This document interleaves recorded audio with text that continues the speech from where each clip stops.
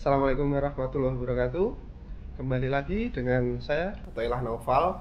Kali ini kita akan melanjutkan video dengan akademisi, yaitu Profesor Dr. Mahmud Arif. Selamat datang, Profesor.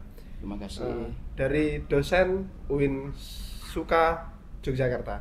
Ya, langsung saja nih, Prof. Ya, siap.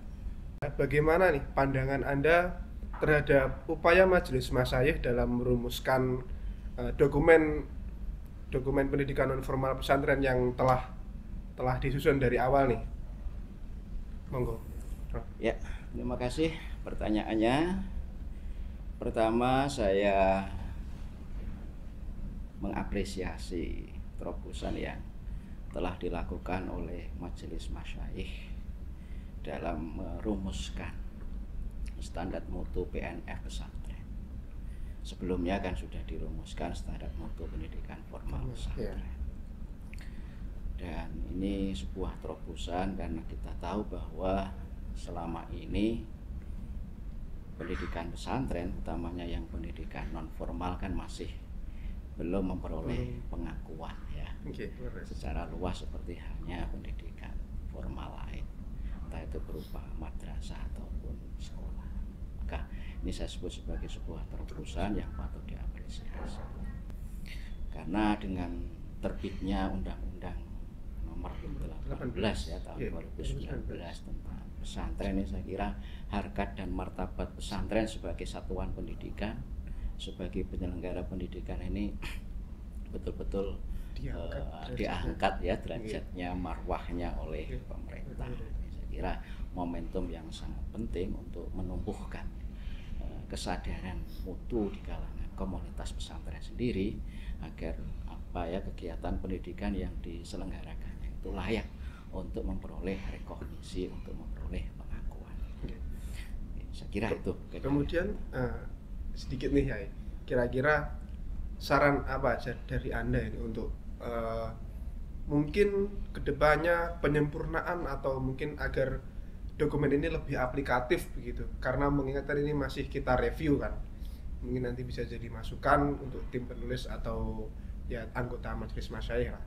Saran dari jenengan. Iya, kalau di dokumen mutu yang ada itu ada istilah keterbacaan dan keterbacaan dan keterpakaian. Untuk bisa terbaca itu ketika dokumen disusun dengan pola-pola yang bagus. Ketika dokumen itu disusun mengacu pada dasar hukum yang ada, pijakan yang ada, landasan yuridis yang ada, dan seterusnya. Dan saya kira konsideran itu sudah ada ya di dalam dokumen standar mutu yang dirumuskan. Saya kira ini bagian dari sebuah keterbacaan. Dan yang berikutnya terkait dengan keterpakaian ini memang perlu juga melihat realitas empiris yang ada di lapangan. Kita tahu bahwa pesantren itu sedemikian beragam ya, dari pesantren yang mungkin tingkat kampung, tingkat desa, tingkat kabupaten, hingga pesantren-pesantren besar yang mungkin level tingkatannya sudah masuk, bahkan banyak lulusannya yang mungkin sudah berkiprah secara global, secara internasional. Lah, karena melihat realitas empiris yang ada di lapangan itu sedemikian beragam, maka tentu standar ini yang bisa digunakan untuk semua, mengakomodasi realitas yang ada yang sedemikian beragam. Maka istilahnya kan standar minimal. Standar minimal. Dan tentu masing-masing pesantren bisa saja melampaui standar minimal itu ya, sesuai dengan kapasitasnya, sesuai dengan kemampuan, dukungan sumber daya yang ada. Karena bicara tentang mutu itu kan sebenarnya setidaknya meliputi dua hal ya, ada yang disebut dengan istilahnya quality in fact, mutu sesuai dengan standar yang ditetapkan. Lalu yang kedua, mutu itu quality in perception. Mutu itu berkaitan dengan kepuasan pengguna, kepuasan, kalau dalam bahasa bisnis kepuasan pelanggan, kepuasan customer. Lah, pengguna itu, pemangku kepentingan itu bisa internal dan eksternal. Nah, ketika pesantren punya ekspektasi agar kiprahnya bisa lebih luas ya, diakui oleh publik, ya kira upaya untuk bisa memberikan kepuasan kepada mereka ini juga hal yang perlu diperhatikan.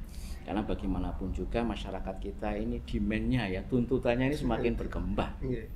Masyarakat sekarang ini tentu berbeda tuntutannya dengan masyarakat 10 tahun yang lalu, 20 tahun yang lalu. Dan nanti mungkin 10 tahun yang akan datang, ekspektasi, demand, tuntutan dari masyarakat kita terhadap mutu pendidikan ini juga bisa berkembang. Ya, mungkin lebih besar lagi, lebih tinggi.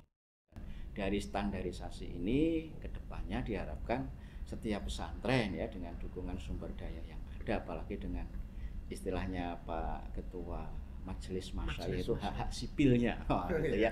Entah itu mungkin memperoleh alokasi dari dana abadi pesantren atau mungkin alokasi dana dari Pemda dan lain sebagainya. Itu hak sipil itu bisa diperoleh, bisa didapatkan.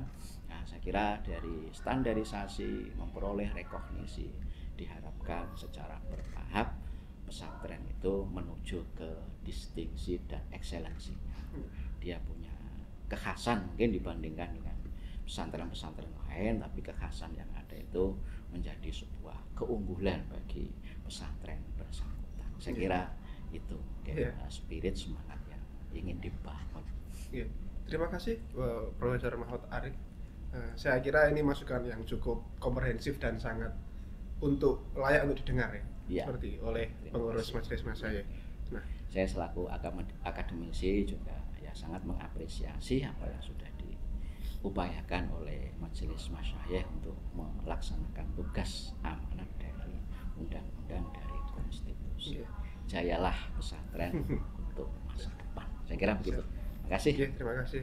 Nah, sekian, tetap bersama kami untuk terus mengikuti info selanjutnya dan liputan-liputan yang menarik lainnya. Terima kasih. Wassalamualaikum warahmatullahi wabarakatuh. Waalaikumsalam warahmatullahi wabarakatuh.